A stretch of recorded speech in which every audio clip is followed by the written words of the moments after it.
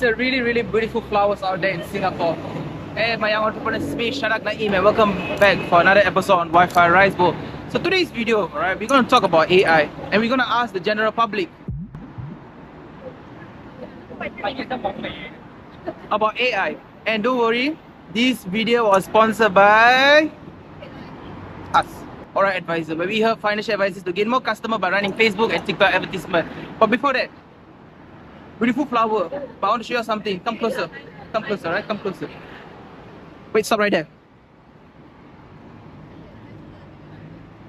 We found a wallet. Alright. Don't worry, it's my wallet. We're gonna give out some cash in Singapore. So each question we're gonna ask, we're gonna reward them, alright? So what are we waiting for? Let's start today's video. Let's go. So now, usually when we talk about artificial intelligence, or to be specific, large language models, a lot of people are afraid of using the technology, and because of that, a lot of unknown and uncertainty in the world we are living. And as at my company, we use a lot of AI tools, AI services to help financial advisors to gain more customers by running TikTok, Facebook advertisement. That's one thing. All right.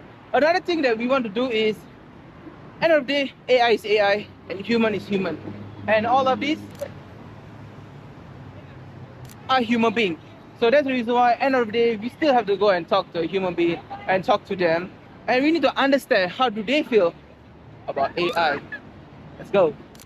So right now we're going to interview Isaac over here. So Isaac, introduce yourself. Yeah, I'm Isaac, I'm 20, I'm in NS right now. Yeah. Really? Yeah, Which part of NS? Huh? Which part? What do you mean? Fireman? SAF. Oh, SAF. I just ORD you, so I'm doing this with okay. them. Okay, so we're just gonna ask Isaac what's about AI and this question here. A quick question of 3 or 4. Let's see how Isaac answers. So Isaac, first question I want to ask you. Alright. So do you think AI is an impact positive or negative for this world? I think it's hard to gauge. Generally, I would say it's more negative for now, because I think there's a lot of concerns about how it impacts art and creative fields, and a lot of people are oh, I would when AI is all the buzz, I assume that AI would be doing more menial things, but actually menial jobs are still fairly not automated, while most people are looking at the applications of AI for more creative work, which seems to be a bit backwards. But the reason why I say it's I err more on the side of neutrality is because at the end of the day it's still also just a tool. So whether you use the tool well or poorly is dependent more on the user than on the tool itself. That's good. Right, the second question I want to ask you, right? Do you have any example of AI tools are you using? I'm gonna be honest, I haven't really dabbled in it myself. But I mean, people have asked me before, oh, if you don't wanna do this by hand, or not by hand, but if you don't wanna actually write something or come up with it, just use ChatGPT for it. And I think it's become kind of it's become a new default option, oh, if you don't want to do something, just ChatGPT it. So in that sense, I have definitely experienced how others have viewed it as something that they commonly use, but I personally don't really use it. Right. So the third question I'm gonna ask you, what's the ethical concern do you have about AI? Ethical concern? Yeah. I mean, I think the primary ethical concern, because I do I dabble a lot in visual arts. So when it comes to the concerns for AI, I'm more privy to the side for people to let's say draw or paint, and how this kind of AI art has kind of impacted the space. So with regards to that, I think one of the main concerns is because a majority of what people call AI is more so akin to machine learning. How that sort of data is gathered, I think a lot of people have concerns about, because unethical AI tools now that generate art tend to scrape a lot of art from the internet without really providing credit, or without providing the artist who made what it learns from with any sort of compensation. And it's sometimes it gets to the point where sometimes the depending on which AI model you use, it will like even like put like a signature on the art, even though it's not really made by a person. Like it's to that extent of like the information scraping. So I think that's one like major ethical concern. But with regards to its actual like application, what the concerns of that are, um, I think it definitely has the potential to impact people's jobs. Um, but that, but the ethical concerns about that again are not so much related to AI, but also related to how people like decide or dictate how it's used. Because if at the end of the day, like a lot of people and especially creatives might see AI as like something to compete against or something that is there to replace them. But it's not the AI itself that is to replace them. It's the fact that like higher ups and people who like make these kinds of decisions on how to produce a product, they they see like or they compare like, oh, AI can do this for like basically free, whereas I still have to pay a creative a living wage. Why should I have to like resort to the creative? That is sort of creating the ethical problem, not like necessarily the AI itself. I see, I see. That's a really good explanation about data privacy, where they scrap all your information online and generate information out of it, which is true, right? But last but not least, I just want to ask you, do you think this is the next human evolution on the human spectrum? Like speaking about the industrial revolution, then we have the oil revolution, then the steel, and now do you think it's the AI revolutions are coming up? Or are we already in the revolution already, but we haven't adapted to the full form of the AI part? Yeah, so okay, for me personally, I think it's a bit hard to say, but that doesn't make for good content. You can take that out. So I'll give a more like predictive view on things. So I think it's not going to be as impactful as like some of the things that you mentioned before, but it will definitely change like certain fields, and it will definitely be like a big thing in society because actually like AI art and like especially like generative AI has been around for like I think a bit longer than a lot of people realize. It's just that now like the current iteration of it is just more like in the public consciousness than it was before. So so because of how much longer it's been around than most people think, I don't think it is going to be super impactful. But it will definitely and like sort of harkening back to what I said before about how people that I interact with now see ChatGPT, for example, as a like an alternative method of doing work. It's definitely at that level where it is within like the social like consciousness and something that people like refer to, but maybe it's not so impactful that I will call it a revolution. So you hear that, folks, right? So thank you so much for today's interview, Of course. right? And let's find another candidate and we ask a few more questions about it, and let's go. So we have another two interview right now, and we're gonna ask about AI. Then afterwards, we are going to wrap it up, and we're gonna end today's session. But before that, let's introduce yourself.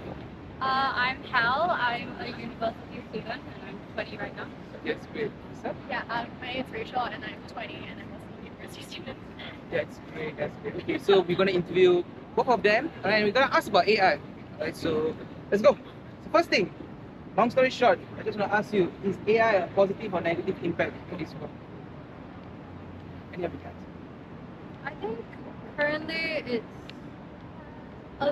it's like functioning as it's functioning as a positive, I think, because there is an element of it's reducing the cost of a lot of things, reducing like the amount of time needed to produce things. But I think currently AI has been promoted in a lot of artistic formats, or like in the terms of meta AI, right, on WhatsApp and things like that. So it's, the biggest issue right now is like artistry and AI, which I don't think is a complete positive, because clearly like uniformity, and by using AI to create uniformity, you're producing mediocrity like naturally. That's just the basis about it. But I don't think it's a net negative. I think there is a place for AI to work, but I don't think it should be towards like replacing art, because that's a very humanistic side. What we should be doing is, like with the Industrial Revolution, we use it to replace our industrial, mechanicalized jobs. So I think, yeah, replacing like, things that we don't want to be doing in like everyday life is probably better than replacing the things that we do actually want to do. Yeah, I think I would agree with that. Like AI has like its own like place, but it's not something that should be socialized. I mean, if you think about it, AI really is just like technology. Like it's just a tool. Like that's it. Like it's supposed to be considered socialized, but like it's definitely like because of how like accessible and like easy it is to use AI, even in like ways we think about it. Like I feel we're not really thinking about how heavily we rely on AI. And also, I think like in the academic side specifically, like there's all these like it's like systems that can like check whether or not you use like ChatGPT to generate essay and stuff. And I think the problem is that the problem isn't AI isn't really like AI specifically, but it's more about how like I don't think discussions about AI be held like a productive way because there's a lot of like fear like oh like don't like never touch it. But I think it actually can help to like increase our productivity. Like ChatGPT for example, like I normally use it to like provide like intelligence and outlines and things, and it does like I mean technology is what technology needs to do is to help make your life more efficient and more productive. But yeah, I mean it's like just about finding yeah, that's why I currently think it's like really positive. Yeah. That's great.